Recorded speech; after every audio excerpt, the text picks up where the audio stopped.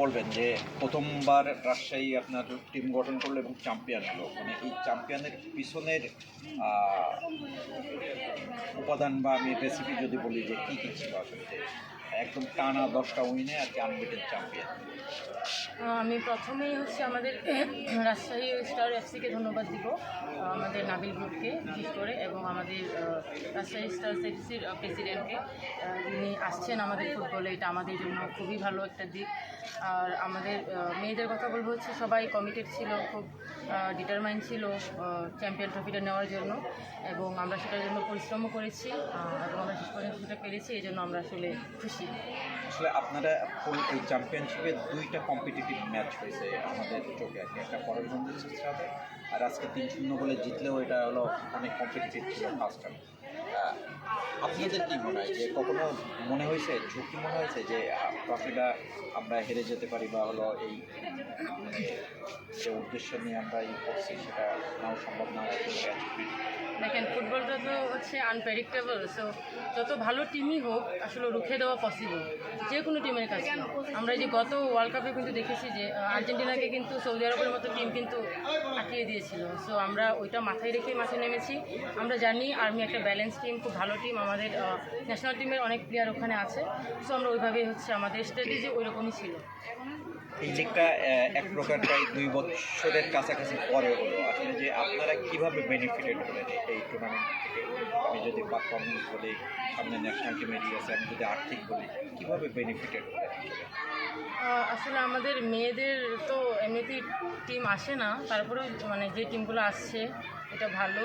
আর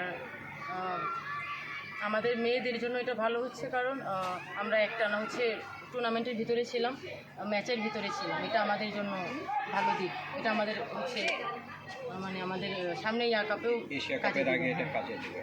financially মেয়েরা কেমন benefit হবে এবার? মোটামুটি ভালোই। শিলি, এবার ভাই আমি একটু শিলি, আপনারা ফুটবলার হিসেবে ধরেন দলটাকে সাফল্য এনে দিচ্ছে, পার্সোনালিও কিন্তু আপনি নিজে একটা অ্যাচিভমেন্ট করছেন। এই জায়গাটা কিভাবে দেখছেন যে পড়াশোনায় আপনি ফার্স্ট হয়েছেন, এই পড়াশোনার সমন্বয় আর খেলাধুলা কিভাবে করেন এবং এই রেজাল্টের পিছনের রহস্যটা? আসলে পড়াশোনা আর ফুটবল দুইটা একসাথে কন্টিনিউ করাটা আসলে অনেক টাফ। যেমন আমার অনেক সময় আমার টুর্নামেন্ট থাকে, তখন আমাকে সাপ্লিমেন্টারি দিতে হয়, 1-2টা কোর্স আমাকে পড়াই দিতে হয়। এইভাবে আসলে আমি পড়াশোনাটা চালিয়ে যাচ্ছি। আসলে এটা মেন্টাল ব্যাপার, যে আমি পারবো, আমার করার যদি ইচ্ছা থাকে তাহলে আসলেই সম্ভব। সাধারণত দেখা যায় খেলোয়াড়রা ভালো রেজাল্ট করে না, কিন্তু আপনার কাছে এটা ব্যতিক্রমী আমি মনে করি। তো ফার্স্ট হবেন, এটা কি আপনি কখনো ভাবছিলেন? আমি আসলে এটার জন্য পরিশ্রম করেছি অনেক, কারণ থাইল্যান্ডে আমার ম্যাচের মধ্যেও আমি আসলে শীট তো ওখানে কালেক্ট করতে পারিনি। ওখানে আমি ফোনে আমার ফ্রেন্ডদের থেকে সেগুলো কালেক্ট করে ওখান থেকে পড়াশোনা করেছি আর কি। এইটা আপনার পরবর্তী ক্যারিয়ারে কতটুকু কাজে দেবে? ধরেন আপনি ফুটবলার শেষ হয়ে গেল, ক্যারিয়ার শেষ হয়ে গেল, আপনার একাডেমিক সার্টিফিকেটটা কতটুকু কাজে দেবে বলে? আমার তো ইচ্ছা ফুটবলের সাথে থাকা, তারপরে ওইটা আমার আরেকটা অপশন। যদি আমার ফুটবল না থাকে তখন আমি ওইটা কাজে লাগাতে পারবো। এই জন্যই আসলে পড়াশোনাটা ধরে রাখা। কোন ইউনিভার্সিটিতে পড়ছেন? আমি গণস্বাস্থ্য, গণবিষয়। কোন সাবজেক্টে গেলেন? সমাজবিজ্ঞান। তো সিজিপিএ কত আসছে? 3.13। আপনি কি মনে করেন আপনার দেখা দেখি আরও অনেকে এই অনুপ্রাণিত হবে যে খেলাধুলা করেও পড়াশোনায় ভালো রেজাল্ট? হ্যাঁ, আমাদের বাচ্চারা তো করতেছে পড়াশোনা, মানে খেলার পাশাপাশি অনেকেই পড়াশোনা করতেছে। কেউ ড্যাফোডিলে, কেউ আমেরিকান ইন্টারন্যাশনাল ইউনিভার্সিটিতে, কেউ ঢাকা ইউনিভার্সিটিতে। সবাই কম বেশি চালিয়ে যাচ্ছে পড়াশোনা। আসলে ছোটরা আর কি। আপনার এখানে ডোমেস্টিক খেললেন 1 মাসের অধিক সময়, ঠিক আর কিছুদিন পরে হলো অস্ট্রেলিয়া এশিয়া কাপ খেলবে। আমাদের পার্শ্ববর্তী দেশ ইন্ডিয়া আসলে যে টার্কিতে হলো আপনার 5টা প্র্যাকটিস ম্যাচ খেলছে, রাশিয়ার সাথে খেলে তারা হলো অস্ট্রেলিয়া অলরেডি চলে গেছে। হ্যাঁ, তাহলে কি আমাদের কি প্রিপারেশনটা ঘাটতি থেকে যাচ্ছে কিনা আসলে, যে এশিয়া কাপের আগে? আসলে আমি ঘাটতি বলবো না, কারণ আমাদের দেশের প্রেক্ষাপট যেটা, আমাদের দেশের অর্থনীতি সব দিক দিয়ে মিলে আসলে ইন্ডিয়ার সাথে তো আমাদের আসলে ওরা তো এমনিতেই আমাদের থেকে অনেক এগিয়ে। সো তারা সেটা করতে পারছে, এটা তাদের তাদের অথরিটিকে আমি বলবো যেটা ভালো। আমাদেরও যদি করতে পারতো এটা ভালো হতো, তবে আমাদের এতে কোনো আপত্তি নেই। যেটা ওনারা করতে পেরেছেন, যেটা ওনারা করছেন, সেটা আমাদের ভালো রেজাল্ট আসছে। লাস্ট ডিসেম্বরে হলো ইন্টারন্যাশনাল ম্যাচ, আপনারা প্রায় নেশন নভেম্বরে হ্যাঁ, আর সামনে হলো আমরা জানি যে একটা থাইল্যান্ডে অ্যারেঞ্জ করছিল আরও একটা, সেটা যাওয়া হলো ফিলিপাইনেও একটা কথা চলছে। এই কম্পিটিটিভ ম্যাচ খেলার আগে, যে চায়না কোরিয়ার খেলার আগে কি একটা ইন্টারন্যাশনাল ম্যাচ দরকার ছিল না? আবার আপনারা একটু আর্লি যাবেন অস্ট্রেলিয়া, ওখানে কি কোনো প্ল্যান আছে ওখানে খেলার? আমরা আসলে এখন ওইভাবে তেমন কিছু জানি না। আচ্ছা, তাহলে প্র্যাকটিসের মধ্যে আছে, তাহলে এই যে ক্যাম্পেইনে দুইটা ফ্রেন্ডলি ম্যাচ খেলার একটা আয়োজন চলছিল, এটা হলে কি ভালো ভালো? এটা আসলে এখন অথরিটি বুঝবে। আমরা তো প্লেয়ারদের জন্য তো আমরা যত খেলবো ততই ভালো। এখন ওনারা যদি সেটা অ্যারেঞ্জ করতে পারে তাহলে ভালো, আর না করতে পারলেও আমাদের প্রবলেম নেই। সবাই পারতেছে, শুধু বাউফি পারতেছে না এখন। তো আমাদের বাংলাদেশ এমনিতেই তো গতকালকে এমনিতে নির্বাচন গেল, এটারও তো একটা প্রবলেম আছে, এটারও তো একটা ব্যাপার। আর একটু বলবেন না, কিছুদিন আগে 12 দিনের ফিটনেস ট্রেনিং আন্ডার 19 খেলতে গেল, আপনারা ট্রেনিংয়ে ছিলেন 12 দিন একটা ফিটনেস ক্যামেরুন লর্ডের আন্ডারে। কেমন হলো আসলে ওই ফিটনেস ট্রেনিংয়ে ক্যাম্পে কতটুকু আপনাদের কেমন কী হলো আসলে তাতে?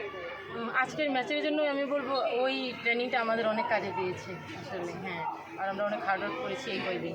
শিউলি, এই রিলেটেড একটা প্রশ্ন করি যে আমাদের বাংলাদেশে যে কোনো প্লেয়ারের জন্য একজন পার্সোনাল ফিজিওথেরাপিস্ট বা ফেডারেশনের ফিজিওথেরাপিস্ট কতটা ভূমিকা রাখে বা আরও বেশি কার্যকর করা উচিত কিনা?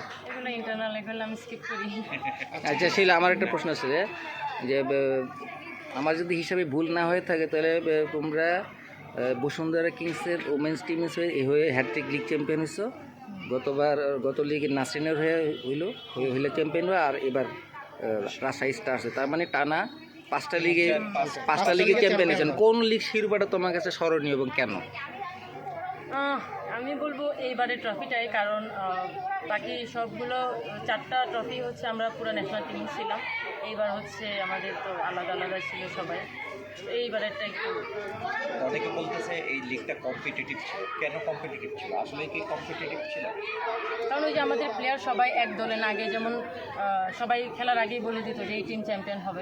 এইবার আসলে এটা বলতে পারে না একটু। আচ্ছা, ওই ক্ষেত্রে কিন্তু গোল তো 14, 15, 20, 24টা, 25টা, হয়েছে। 24টা, সব লিগেই, 26টা গত যতগুলো লিগে সব লিগগুলোতেই আসলে হয়েছে। ওভারঅল 5টা একদিনে 5টা ম্যাচ, এরপর মাঠে হলো টার্ফে খেলা, ফ্ল্যাট লাইটের সমস্যা ছিল, গোল পার ডেতে লাইক 45+ দেখা যাচ্ছিল, হ্যাট্রিক হচ্ছিল। তো এইটাতে কি খানিকটা মান নিয়ে প্রশ্ন ওঠে নাকি?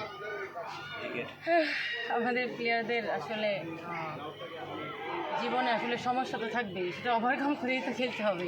আমাদের আসলে এগুলোতে কোনো মানে এই ক্রেডিটটা কি প্লেয়ারদের দিবেন নাকি আপনি টুর্নামেন্টের মানে টিমগুলোকে দিবেন? মানে ক্রেডিটটা সমস্যা ছাপিয়ে অথরিটি ফেলছে। আমি আসলে কিছু বলবো না, তবে আমাদের প্লেয়াররা নিজেদের সেই জায়গা থেকে ওভারকাম করতে পেরেছে। ঠিক আছে, থ্যাংক ইউ। প্রতিনিয়ত না, ভালো লাগছে খেলাটা।